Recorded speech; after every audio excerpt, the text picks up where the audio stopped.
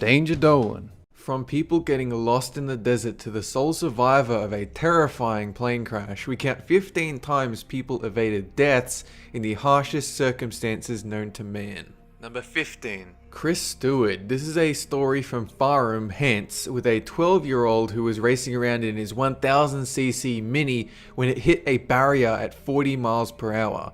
In what is referred to as an internal decapitation, Chris's skull was severed from his spine, and he was given a measly 10% chance of survival, with doctors claiming he should have died instantly.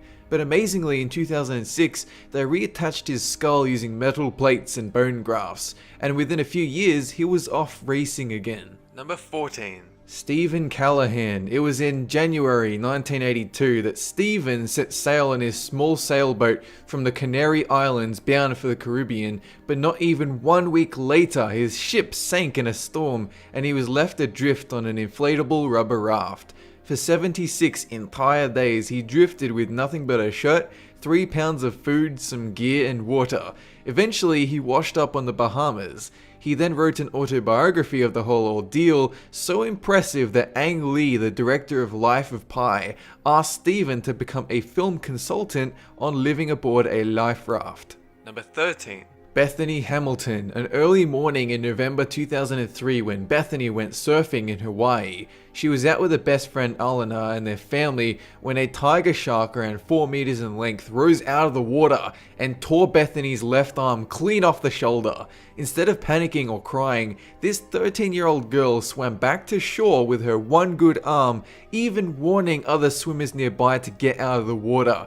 Pretty much the toughest girl of all time. Number 12. Joe Simpson. If you've ever seen the documentary Touching the Void, then you'll already know this guy's story, but for those who don't, Joe was being lowered down a crevasse because of a broken leg when he disappeared from view, so his friend Simon Yates was forced to cut the rope, sending Joe to what seemed like certain death.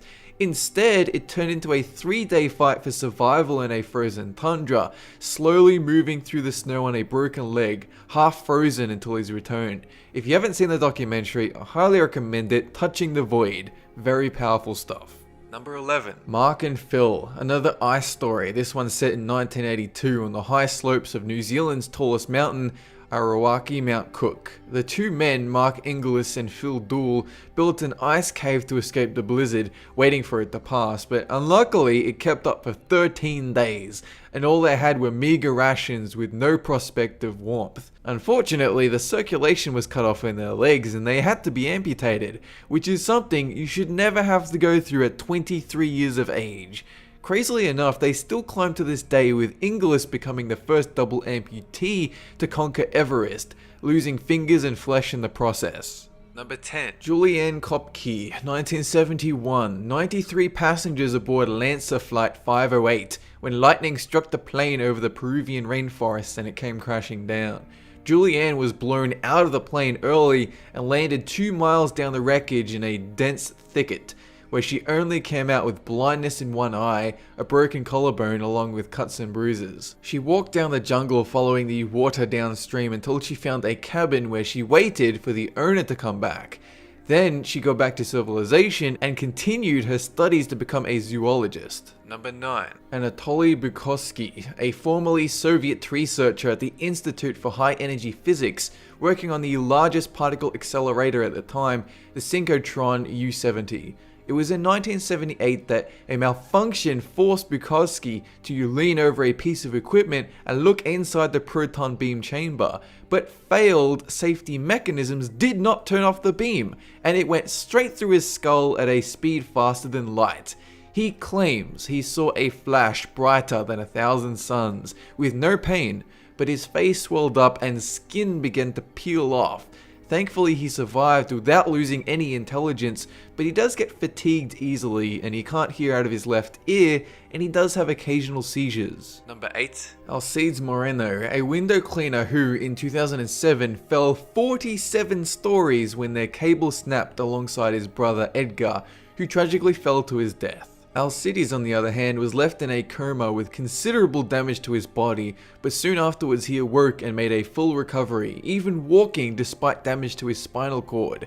One of the doctors, quote, If you're a believer in miracles, this would be one. I've seen it all, or at least I think I have, until something like this happens. Number 7. Ricky McGee, April 2006, a man who showed up as a skeletal figure near a cattle station in a remote area of Australia.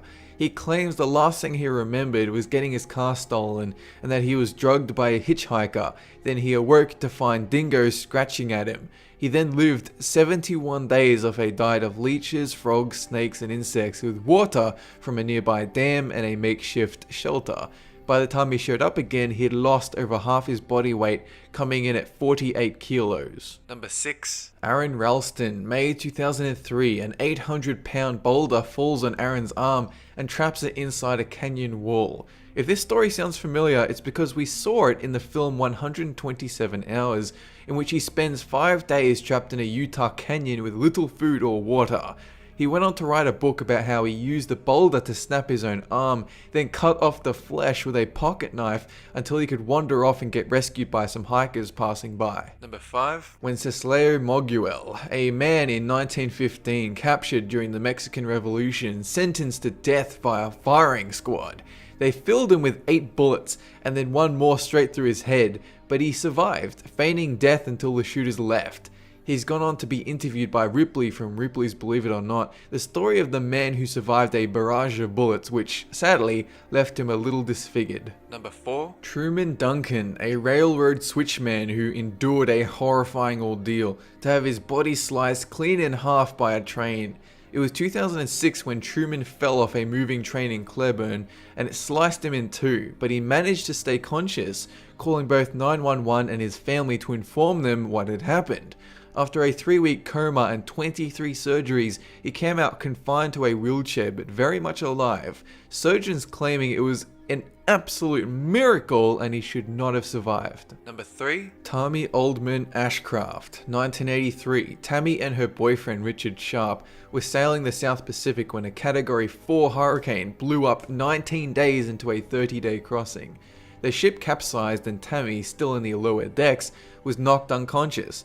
27 hours later, she awoke to find Richard gone, no safety line or mainmast. Fighting down the desire to give up, she sailed for 40 days en route to what she thought was Hawaii, ending up in Hilo Harbor, in shock but thankful to be alive. Number 2. Paul Templar, 1990s. Paul was working as a river guide with a tribe of native Zimbabwe when he received a surprise attack from one of Africa's most dangerous animals, the bull hippo. While trying to save a colleague, the hippo swallowed Paul's head, and then he got mauled with rips in his foot, a severed arm, broken ribs and holes in his chest cavity. He then endured a 7-hour operation for his recovery and went on leading safari trips and public speaking for charities. Number 1. Mauro Prosperi, the 1994 Marathon of the Sands in Morocco.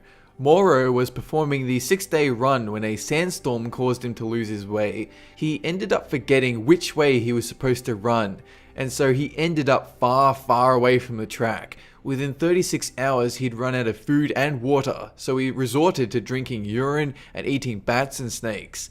He tried to commit suicide by slitting his own wrists, but dehydration caused his blood to thicken, clotting each wound.